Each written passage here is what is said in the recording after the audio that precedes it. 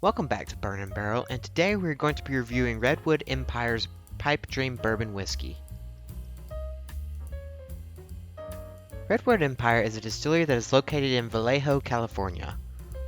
They are called Redwood Empire to honor the legacy of the redwood forest where their distillery is located.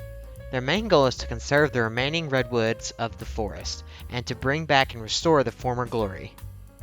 As for this whiskey itself, this is called the Pipe Dream Bourbon, which is named after a very famous redwood tree in the forest. The mash bill on this one is 73% corn, 18% rye, 5% malted barley, and 4% wheat. The age statement on this is at least 4 years, but this is a blend of up to 14-year-old barrels.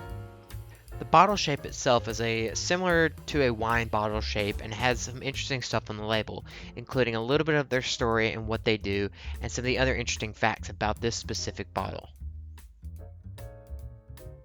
And now, let's get right into the review. So I've gone ahead and poured up some of the Pipe Dream here, so let's go and get right into the review. So, always starting with the color. Color is a golden color, not too dark.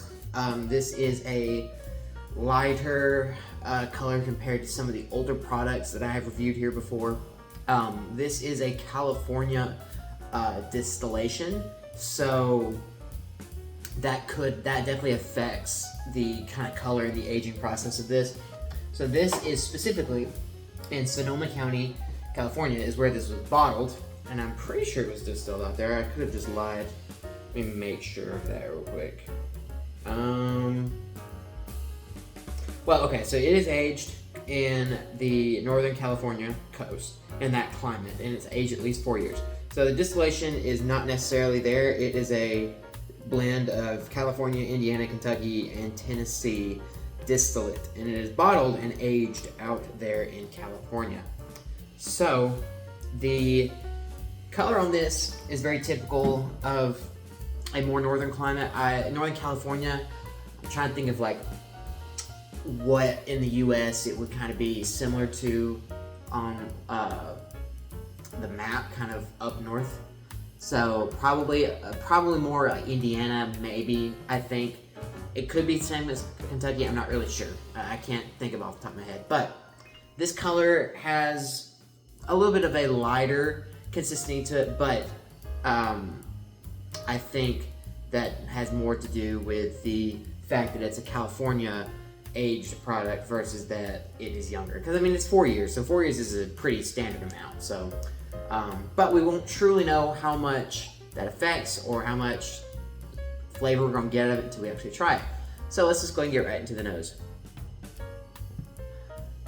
So it's definitely got, you can definitely tell this is not super old. We'll give it that. I'm getting some notes of caramel and the vanilla. So like I get that because this is a bourbon. So a lot of your typical bourbons are gonna have that. But on this, I'm also getting a little bit of citrus-y type stuff. Maybe a little grass. Like almost, it smells just like plants. Like I don't know how to describe it other than that. Like it smells like an actual house plant or something. But that's not a bad thing. I'm just saying that's just how it is. And it also smells orangey too. Almost kind of like an orangey like cleaning product. That's kind of what I'm getting with this. Again, that's not a bad thing. That's just how it is. Which I like it. It's not too powerful. Like it's not really super powerful. Like I'm having to dig in a little bit for it just because again, it is lighter. The proof is only 90 proof. So I mean, not a super strong bourbon anyway. But it's still pretty nice on the notes wise what I'm getting here. So let's just go and get right into the palate.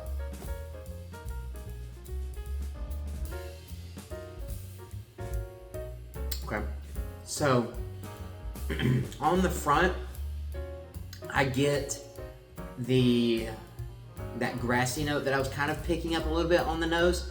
I really get it on the palate. It's more prominent.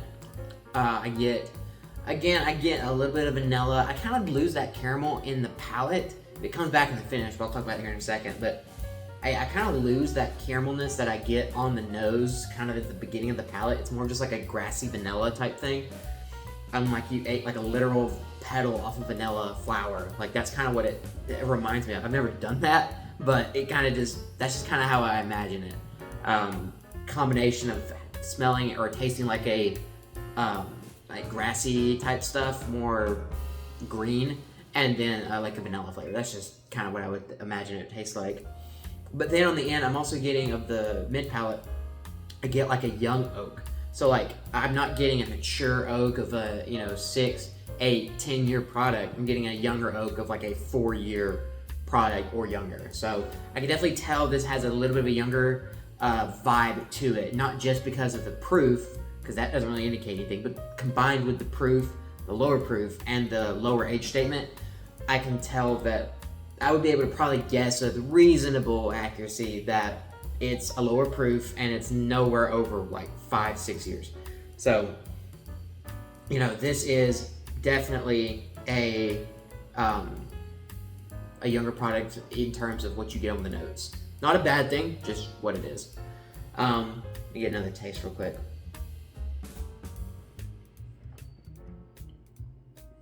So like I mentioned, I get that caramel note like on the nose. Again, not a ton, just it's there.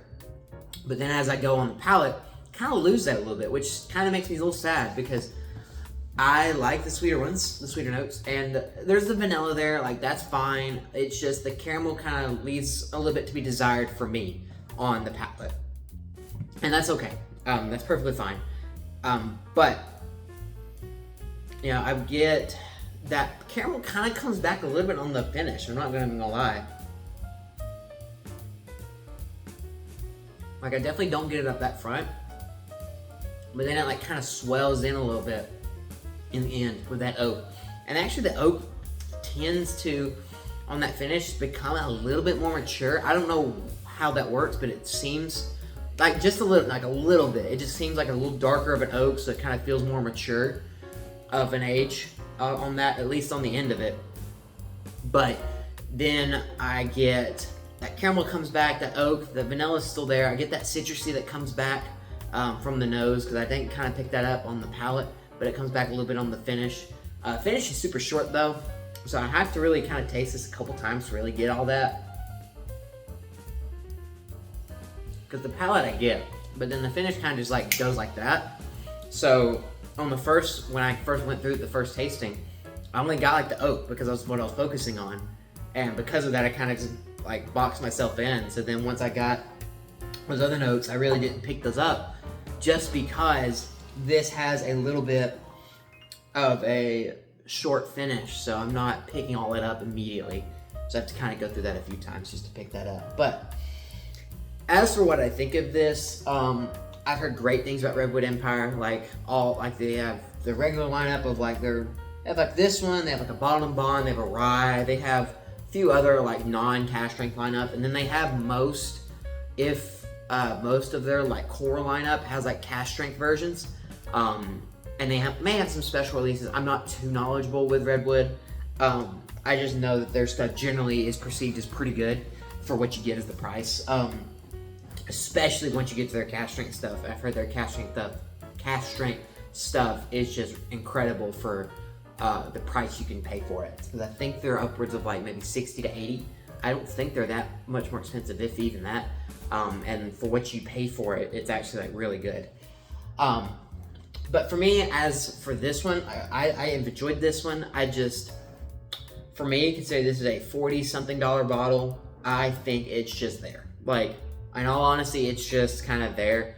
It's not bad. Do not get me wrong. I've enjoyed sitting here with this. It's just, in terms of what I'm paying versus what I'm getting, it feels just average to me. Like there's just, the notes are just kind of there. I'm not like wowed by any of them, but I'm also not like disappointed either. They're just kind of there. So I think for about $40,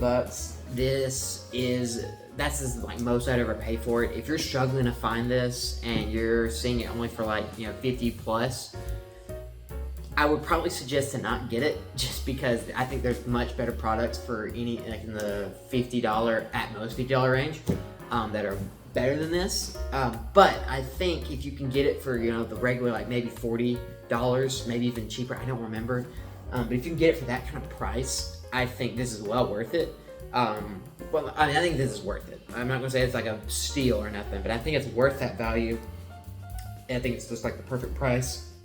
And I think it would be a good thing to try this before you try their cask strength, just so you can appreciate where they were here, and then you'll be able to try the cask strength, which I haven't tried yet, but I want to eventually because I've heard very good things about them.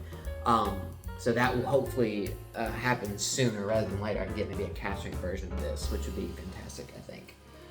So overall, I think this is a good 5 out of 10. Just kind of average, middle of the road. I don't think it's super crazy. I don't think it's super bad either. Just kind of in the middle. But if you can get it for that $40 range, I can definitely recommend it. But if you can't and it's over $50, I wouldn't really mess with it maybe. But like I said, if you get it in a store near you for $40, I think this is a solid bourbon that can maybe introduce you to their other like cask strength lineup. I hope you guys have enjoyed this review of Redwood Empire's Pipe Dream Bourbon. If you want more information about this review or anything about this specific bourbon, please check the description for a summarized version and a link to Redwood Empire's website to read more about this product. If you've tried this bottle, please let me know down in the comments what you thought of it. Also, don't forget to check out the videos on screen as well. Hope you have a fantastic day, and I'll see you next time here on Burn and Barrel.